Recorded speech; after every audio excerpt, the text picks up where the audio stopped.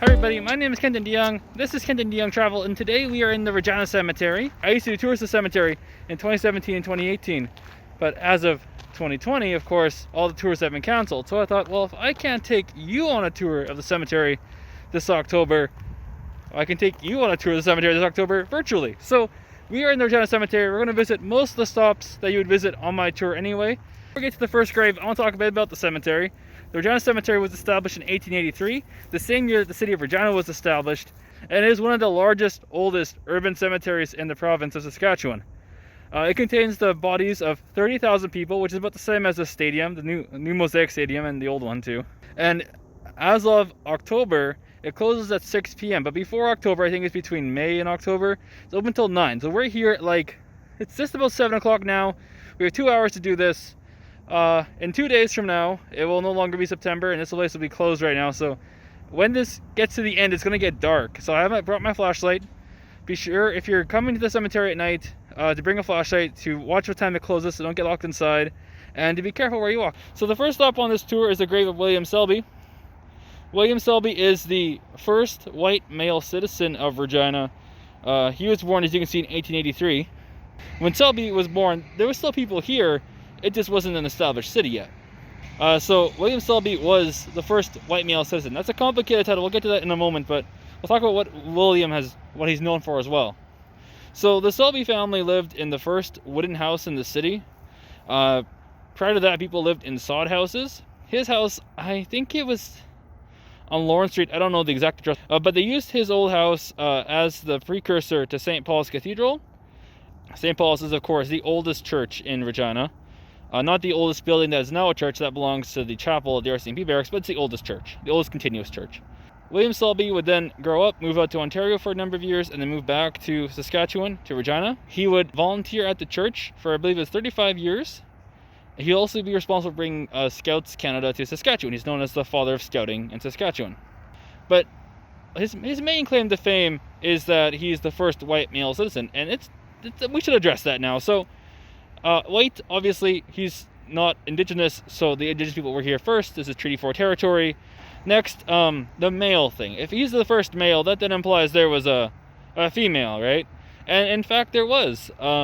The first citizen number 1 of Regina, was named Regina. Regina Riot was born in 1883, just a couple months before William, but she was the first citizen. Now, when Regina was born, the city of Regina gave a piece of land to her and her family. They donated it to her. As she would get older, she'd grow up, have a family on it, and try to keep the first citizen bloodline in the city. Typically, when land is donated or given, it is tax exempt. But that wasn't a rule yet in 1883, and the Riot family didn't pay taxes on it. Because taxes weren't paid on the property, the city of Regina then decided to take it back and turn it into commercial property instead. So they took back the original property, the donated land, to Regina Riot, and turned it into where Vintage Vinyl sits today downtown. Regina Riot would then grow up, get older, move out to Saskatoon, meet and fall in love with a young man out there, and she'd be buried out near Saskatoon. That means that William Selby here, citizen number 2, is our number 1. This is the grave of William Selby. He was the first burial in the Regina Cemetery. He died in 1882. Now, if you remember, I said earlier the cemetery was established in 1883, not 82. We'll get to that in a moment. So, William, he was 2 years old when he died, but we don't know what happened to him. There was no Morning Leader newspaper at the time. There was no city records at the time. We don't know if it was an accident. We don't know if it was an illness. We don't know what happened to him. We do know that he's buried here, as well as his family, that lived several years longer than he did, and from what I believe is died from natural causes.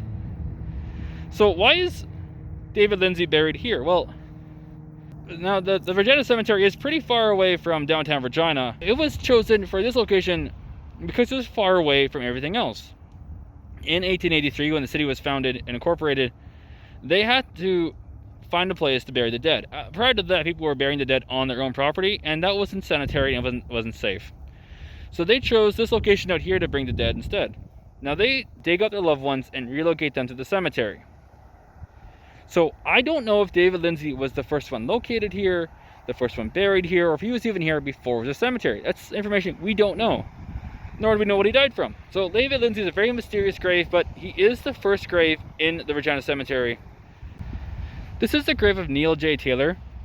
Neil was a First World War fighter pilot. Him and his brother were both flying over Germany during the war, and they were both shot down. His brother unfortunately died in the collision, in the crash, but Neil would survive. However, he would lose an eye from a crash. Neil would then be captured and be placed in a POW camp for the remainder of the war, and he would come back to Regina after the war and become quarterback for the Saskatchewan Roughriders. I think they were actually a rugby team then, but it's pretty much the same thing. In one particular football game, Neil was hit and his glass eye popped out of his head. They then stopped the game. All the football players went on their hands and knees to find the glass eye. Neil found it, took it, brushed it off, and popped it back in his head and kept playing the game. Neil would become paramount to football in Western Canada, and after he died in 1947, the practice and playing field for the Rough Riders was renamed in his honor. It was named Taylor Field. This is the grave of James Strathdy. This is a bit of a long story, but it's very, very fascinating. It's actually a bit of a ghost story too. So in 1912, the Regina Cyclone struck the city of Regina. It was the deadliest cyclone in the city's history. And it started in the south end of the city, what's now the south end. Back then it was just prairie. Then went over top of the Saskatchewan legislature, through Wascana Lake and through Wascana Center, through what was then called the transitional neighborhood, through downtown, across the railroad, through the warehouse district, and then back up into the sky. In total, the Regina Cyclone would kill 28 people. And on the corner of Cornwall and Dooney, I believe it is, there was a Chinese laundromat with 3 people living inside at the time. And it is said that the cyclone struck the laundromat and killed everyone inside instantly. We do know that the cyclone went through that path because the building across the river from it was heavily damaged by the cyclone. But it's difficult to verify that claim because there's not 3 Chinese names on the list of 28 victims. A man named Stewart came to Saskatchewan looking to build up his own warehouse. He found this now empty lot on the corner of Cornwall and Dooney and decided to build a warehouse there. He realized that Saskatchewan and Regina was a booming province, and soon he would need extra help. So he asked James Strathdy to come to Saskatchewan, to Regina, to help run the business. The two of them ran this business fantastically, and it became known as a Cadillac warehouse building in the city. They also became very wealthy very quickly. With all this wealth and with all this work, they needed another person to help them run the company, and they hired their friend Campbell from Winnipeg to come to Regina and run the warehouse with them. In the 1930 exactly, James Strathdy was out driving in the country when he was in an automobile accident. He walked away physically fine, but his mind, his head wasn't the same as it used to be. And as the years went past, he couldn't do his duties at work as well as he used to. He knew this, and so did Stewart and Campbell, but no one really had the heart to say that they all knew his time at the company was coming to an end. And then one day in 1936, Stewart and Campbell were walking towards work, and back in the day, there were feeder train lines throughout the warehouse district, and they often fed from the main railroad, which is still there, behind the warehouses to help deliver the goods.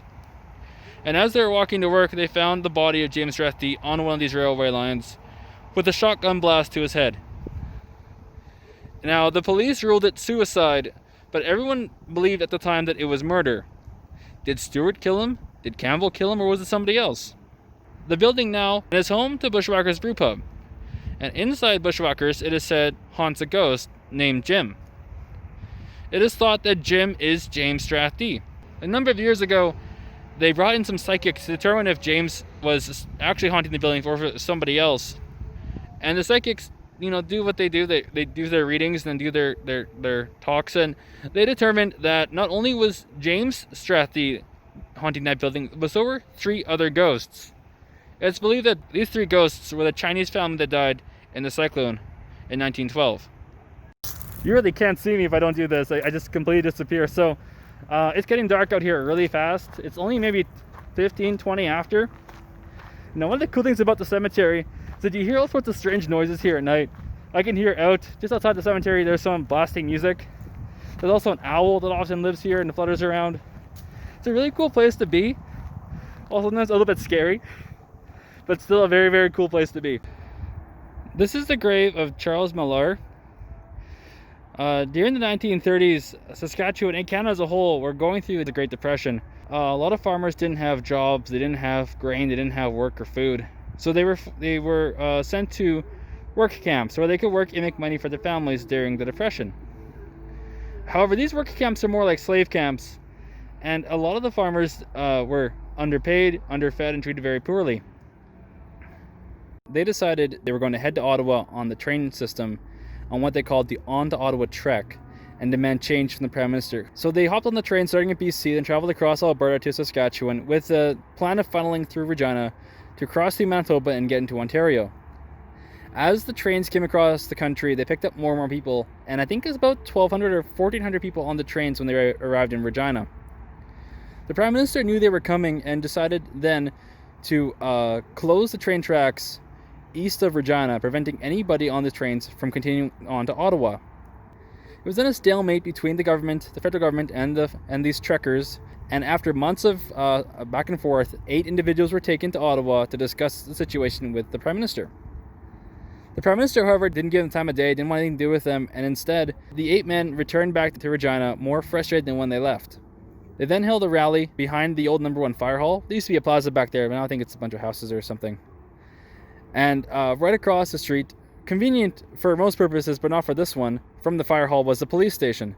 And the police had several plainclothes officers infiltrate the crowd in an attempt to arrest the 8 leaders. As they attempted to do so, however, they sparked what is now known as the Regina Riot. This 1,000+ people tore down 11th Avenue, smashing windows, toppling cars, and the police responded with tear gas and rubber bullets. The police were very worried that this would become more of just a riot and instead become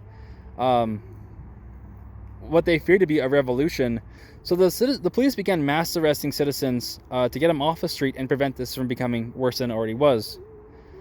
Now, I don't know if Charles Mellor was involved in this, but he was involved in the riot, and there's a picture of him supposedly to help someone who's getting assaulted by several individuals with clubs.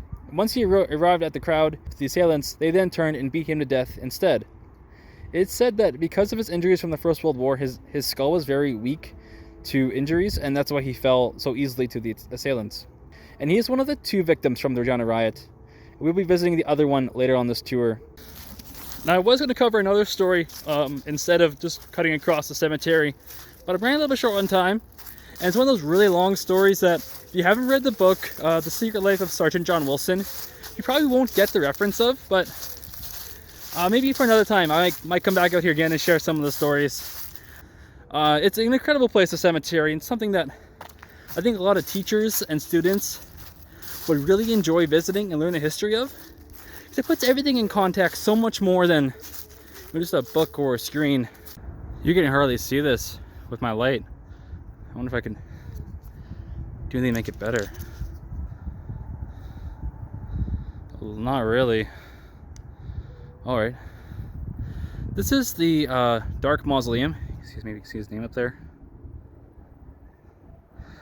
Francis Dark was the youngest mayor in Regina history. He was mayor at the age of 35. And he is known as one of the wealthiest men in early Regina history.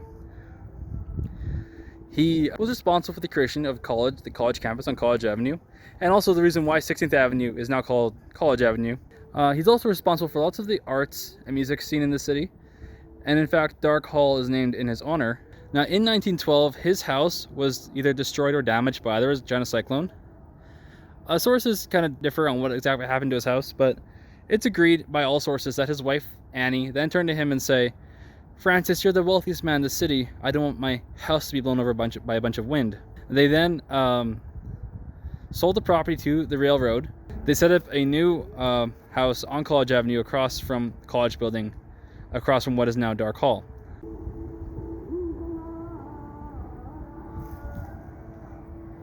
What is going on out there?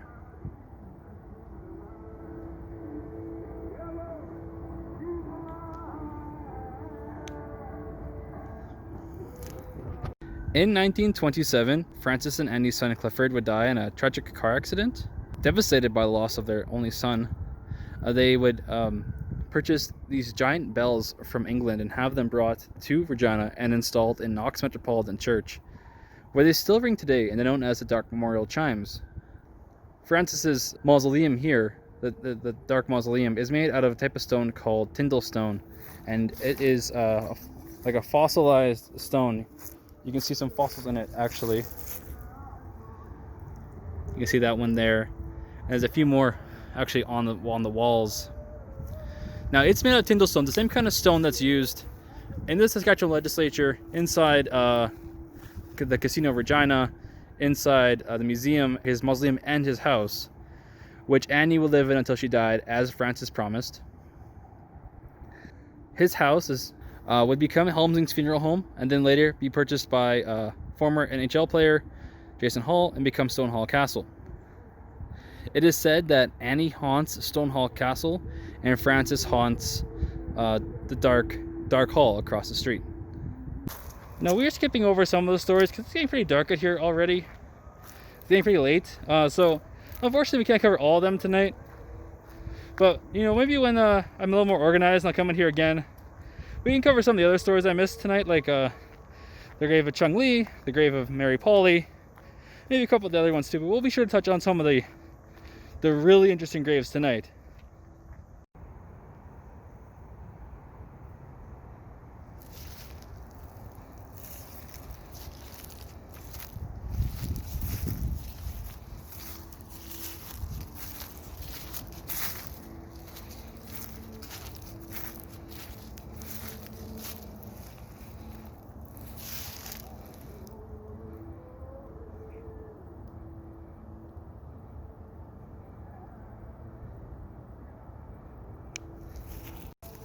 Now, a couple times tonight I've talked about the Regina Cyclone, and here we actually have four of the victims. This headstone here belongs to Mary Mcintyre Shaw. She was killed by debris in Victoria Park during the cyclone.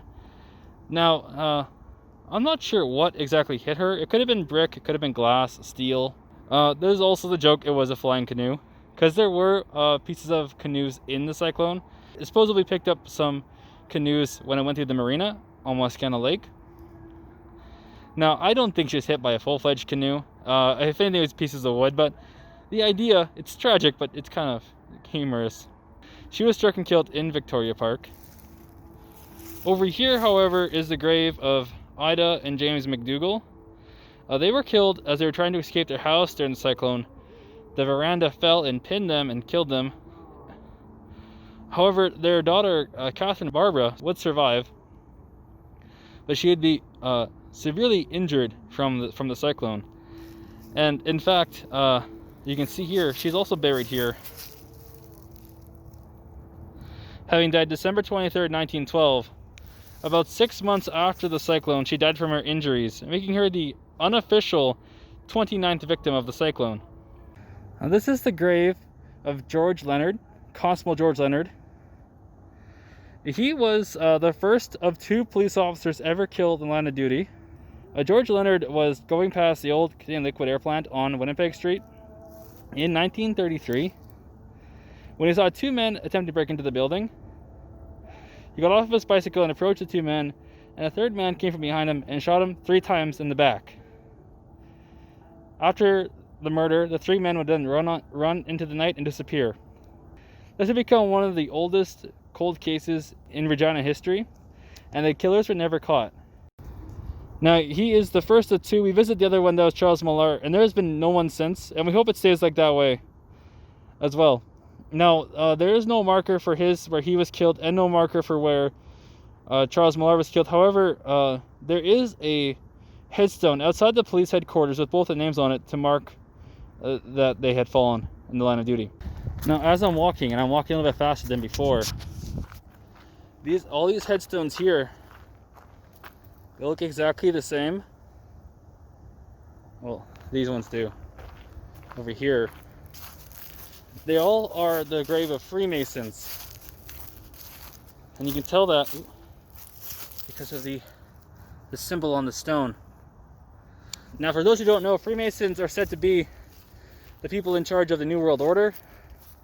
They're all the early presidents of the United States and early prime ministers of Canada are all Freemasons.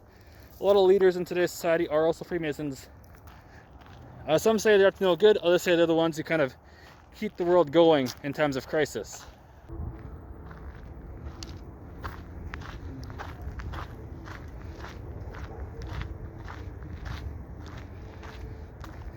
Now you cannot see it, it's too dark and my flashlight's not strong enough to pick up on camera. But we are in the Soldiers' Cemetery. Now not all of them are here. Some of them are empty graves.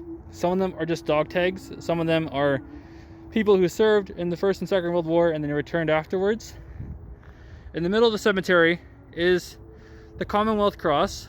Focus. Commonwealth Cross, which can be seen throughout the Commonwealth until it's to unify all of us together. Even though we're spread across the world, we still fought in the same war and we're all still brothers and sisters.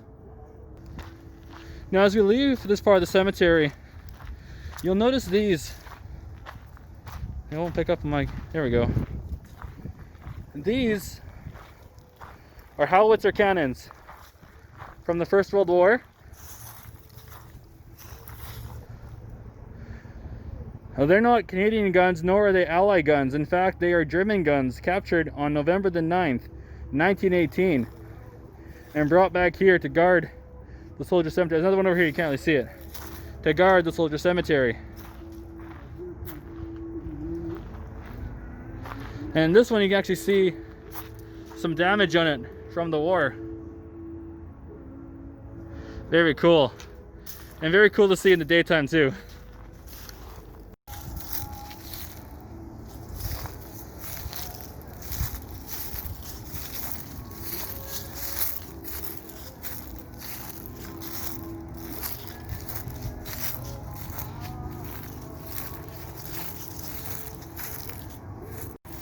Now you guys can actually see this grave. Unlike some of those that were pretty dark, and I'm sorry about that. I thought the camera could pick up the flashlight better. This is the grave of Jonathan Alexey. He was a Romanian immigrant that came over here in the early 20th century. And one of his first jobs was to be employed to help build the Saskatchewan legislature. He was one of the 200 people who were hired to build the building. Once it was completed, he had odd jobs here and there, till I believe about the 1920s or 30s, when he had the ingenious idea of selling popcorn. Now today that seems like a kind of a silly idea, but it took off in the city, and he was renowned, well renowned throughout the entire province for his popcorn, and he was even nicknamed the Popcorn Man. He would sell popcorn for 50 years out of his cart and then give it to his son, who continued to sell it until he donated it to the Civic Museum of Regina.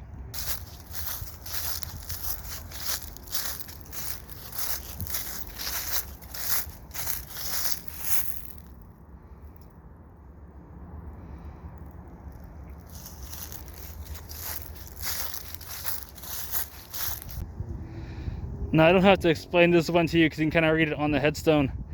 But during the Regina Riot of 1935, the police around the city were mass arresting citizens to get them off the street in hopes to stop a possible revolution.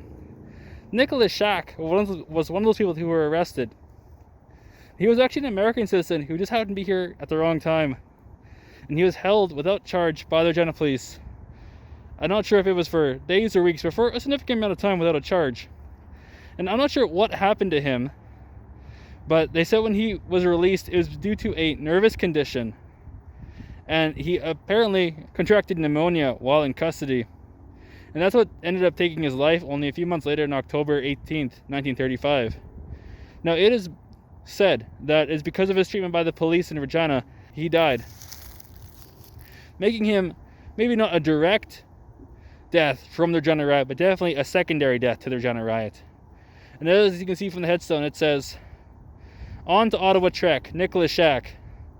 Died from injuries inflicted by the police-provoked Regina Riot of July 1st, 1935. In honor of Nick and the many people who have struggled to build a better world. An injury to one is an injury to all." Now, if you do come to this part of the cemetery, you're going to see a lot of small crosses, a lot of wooden and metal crosses. One of the many reasons to be careful when you walk here, because you might not see them before you step on them. This area of the cemetery is predominantly Eastern Europeans, Ukrainians, Russians, Serbians, people who had lower incomes and maybe couldn't afford the bigger graves that we saw earlier on the night in the night.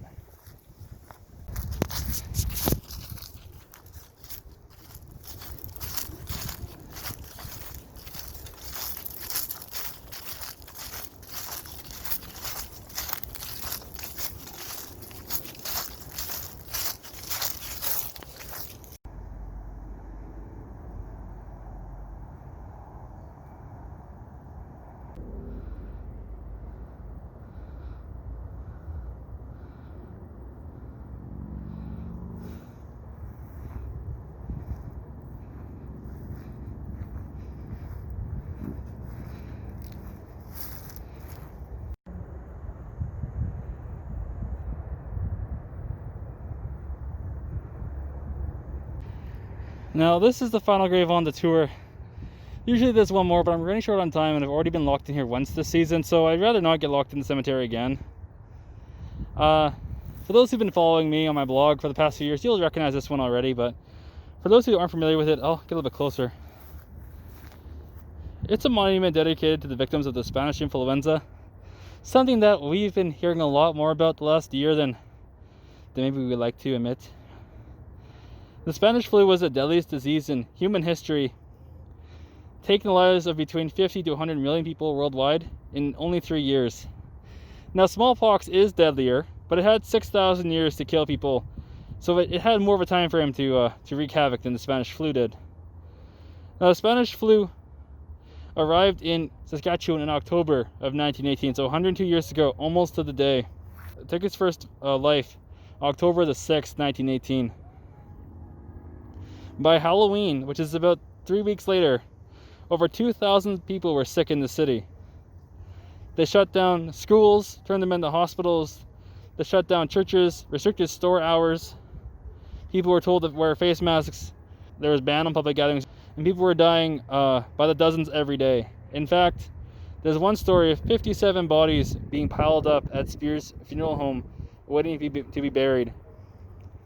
Now, this area of the cemetery, earlier I said that the cemetery is, that's a headlight from that car. Earlier I said that the cemetery is full, but this area doesn't look very full. And from that tree line over there, you can hardly see it, to this tree line over here, it's not technically a potter's field, as the city of Regina knows everyone who's buried here, but it is an area where people who have unmarked graves are buried. These are people that the city of Regina buried either because they didn't have family, friends, or church affiliations. In this part of the cemetery, there are people who are executed at the Regina jail, at the gallows in the city. I've been able to identify 4 of them, of course, in unmarked graves. And from our research, we could determine about 7 people from the influenza are buried here as well. The Spanish influenza took the lives of 330 Regina citizens, 5,018 Saskatchewan citizens, and 55,000 Canadian citizens, which is the same number as Canadians that died in the First World War. Now, the Spanish influenza decimated the world in the fall and early spring of 1918. The first wave was isolated only to Europe. The second wave was worldwide, and it's what came to Regina. The third wave occurred in March of 1919 and kind of trickled away into mid-1920.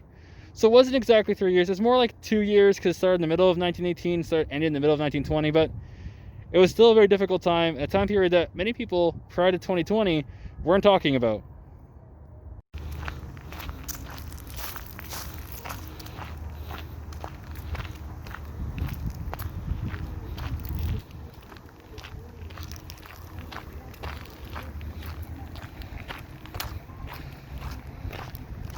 Unfortunately, we couldn't visit all the stops we wanted to see tonight in the cemetery, but there'll be other times. Hopefully I can come out here and do more videos. Now, if you want to do your own tour of the cemetery, unfortunately, I can't take you on that tour, not with the current pandemic going on. But if you are interested in learning more about the Regina Cemetery, either for your own interest or for the interests of perhaps your students, if you're a teacher, or your students if you're a parent, homeschooling them, there's the Regina Cemetery Tours video game for you to go play, learn about local history, and help keep the history alive in the cemetery. If you do visit it, please treat it with respect. Please be careful where you walk, be careful what you touch if you do touch anything. My name is Kenton DeYoung. This is Kenton DeYoung Travel, and I'm ready to get out of here.